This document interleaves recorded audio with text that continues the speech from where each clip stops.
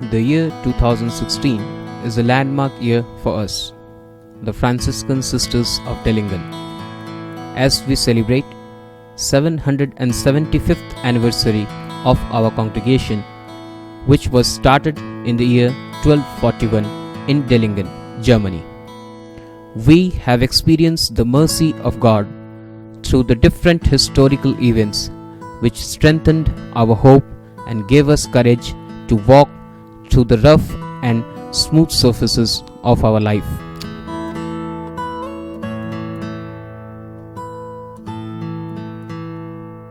On this auspicious occasion, we present to you a short but unforgettable history of our congregation.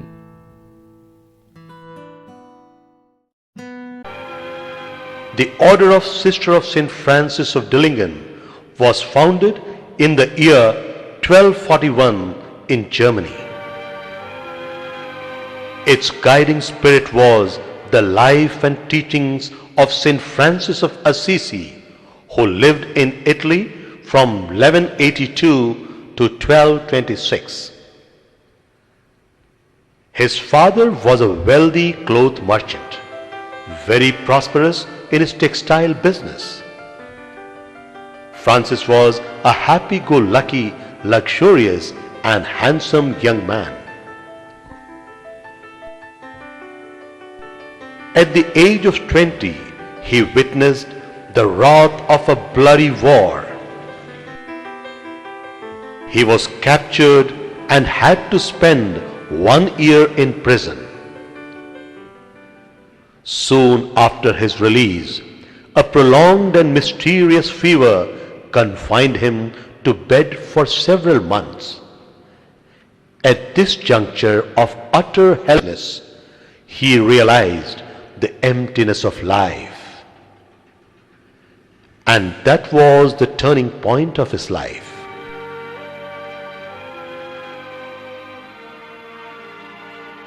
He started serving the poor and the sick, especially the leprosy patients.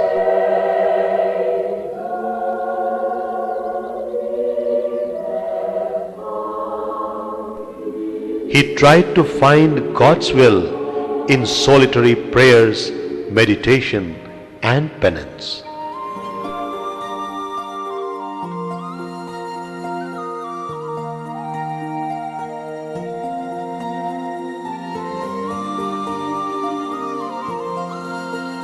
One day, in the dilapidated church of St. Damien, the ancient crucifix commanded Francis, "Repair my house, which is falling into ruin."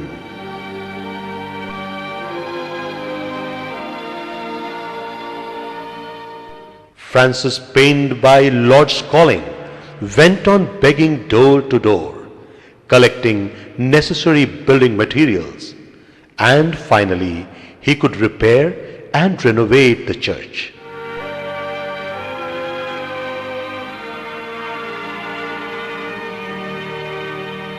Soon, like-minded young men began to join Francis. Each one gave away all his belongings to the poor. To earn their livelihood, they did all sorts of manual work. When nothing was available, they even begged their food. In 1221, St. Francis founded the Third Order.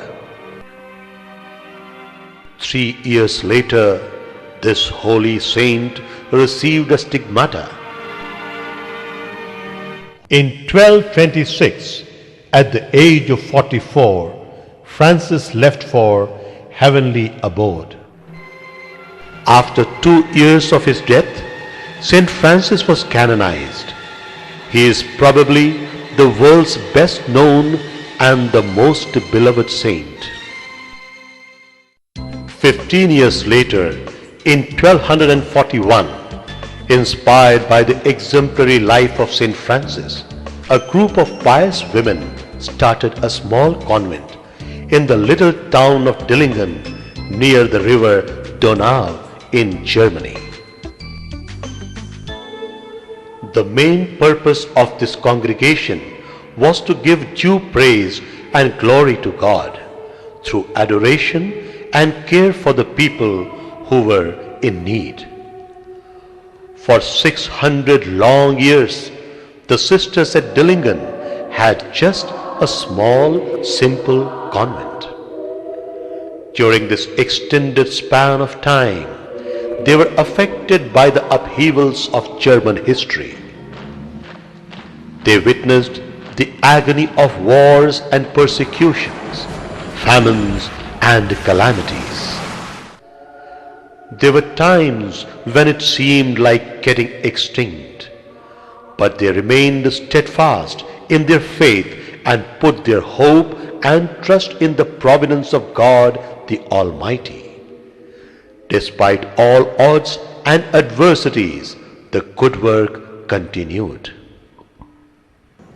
Then the major focus of sisters' work was education, care for the aged, sick, and the physically challenged. The congregation started a number of dispensaries, hospitals, and nursing homes.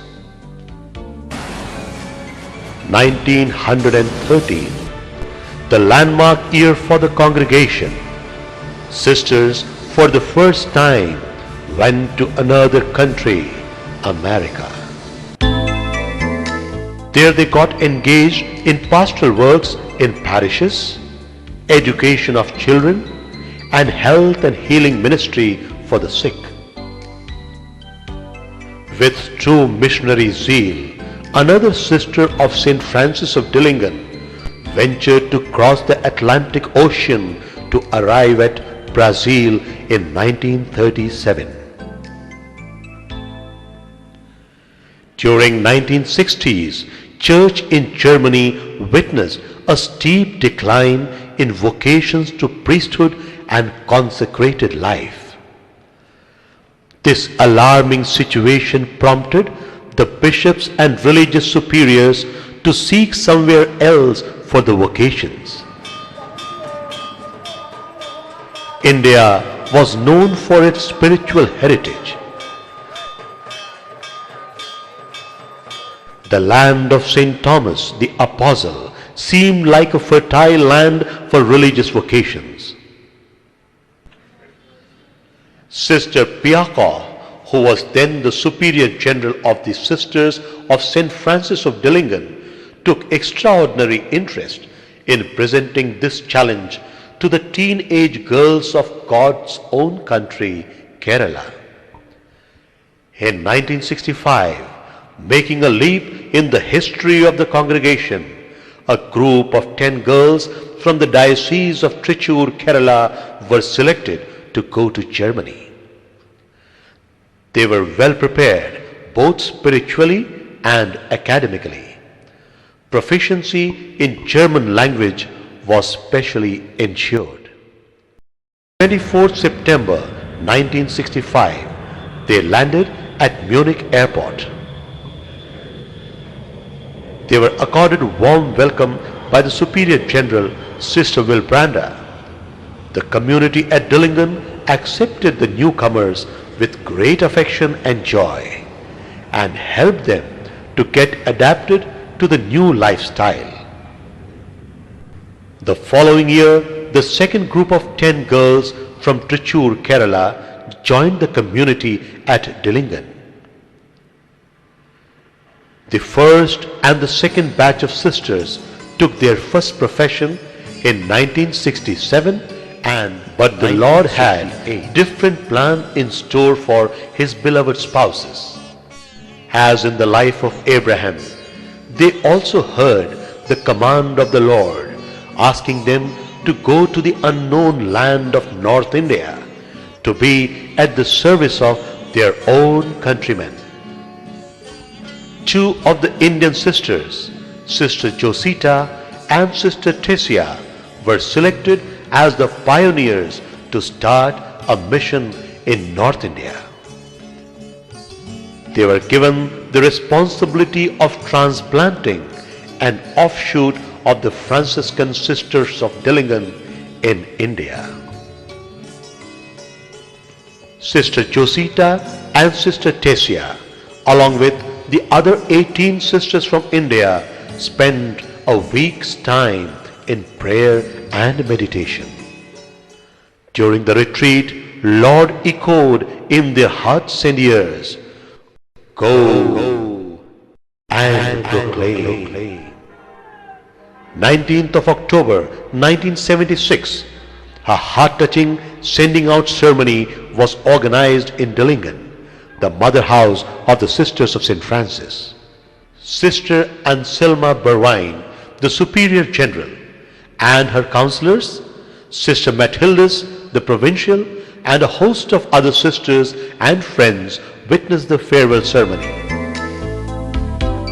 The spiritual father, Reverend Gottfried, OFM Capuchin, who officiated at the ceremony, reminded the sisters that they were sent to India to continue the works of St. Thomas the Apostle and St. Francis Xavier. Then Sister Josita and Sister Tessia were handed the mission cross with emblem of the congregation. We continue to flourish in India and all over the world, wherever we are, to spread the good news according to the spirit of Saint Francis of Assisi.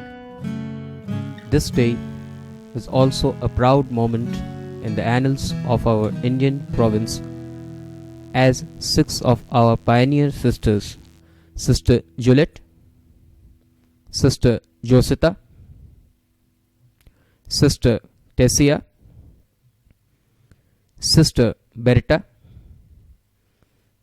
Sister Jansina, and Sister Sophia celebrate the golden jubilee of their religious profession.